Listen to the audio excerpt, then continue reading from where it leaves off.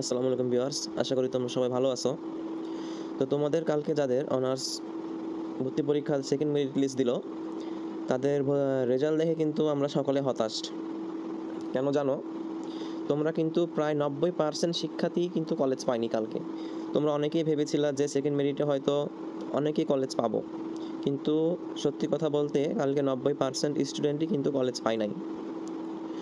তো আজকে আলোচনা করবো তোমরা যারা সেকেন্ড মেরিট লিস্টে কলেজ পাও নাই, কেন পাও নাই, তাদের জন্য পরবর্তীতে কী করণীয়। তো তোমরা যারা এখনও আমাদের চ্যানেলটি সাবস্ক্রাইব করো নাই বন্ধুরা, নিত্য নতুন তথ্য পেতে আমাদের চ্যানেলটি সাবস্ক্রাইব করে রাখতে পারো।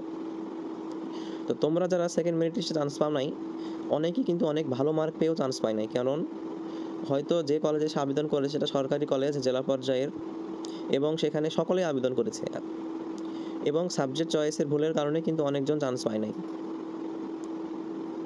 তো তোমরা যারা সেকেন্ড মেরিটে চান্স পাও নাই তাদের হতাশ হওয়ার কিছু নাই, কারণ জানো তোমাদের জন্য ফার্স্ট রিলিজ স্লিপ এবং সেকেন্ড রিলিজ স্লিপের আবেদন করার সুযোগ থাকছে। তো তোমরা যারা ফার্স্ট রিলিজ স্লিপের আবেদন করতে যাচ্ছ, যারা সেকেন্ড মেরিটে চান্স পাও নাই, তারা অনেকে এখন প্রশ্ন করতে পারো যে আমাদের রিলিজ স্লিপে কবে আবেদন করতে পারবো। তো বন্ধুরা, তোমরা জাতীয় বিশ্ববিদ্যালয়ের সেকেন্ড মেরিট লিস্টের রেজাল্টের নোটিশে দেখতে পাচ্ছ, তোমরা যারা সেকেন্ড মেরিট চান্স পেয়েছো তারা 26 তারিখ থেকে 3 তারিখ, এটা কিন্তু তোমাদের ভর্তির ডেট, এবং 27 তারিখ থেকে 4 তারিখ এর মধ্যে তোমাদেরকে কিন্তু কলেজে টাকা জমা দিতে হবে, এবং 6 তারিখ পর্যন্ত কলেজ তোমাদের ভর্তি নিশ্চয়ন করবে। তারপরে কিন্তু তোমাদের কোটার রেজাল্ট দিবে, অর্থাৎ যারা প্রতিবন্ধী কোটা এবং বিভিন্ন ধরনের কোটা আছে, তারপরে তোমাদের কিন্তু কোটার রেজাল্ট দিবে।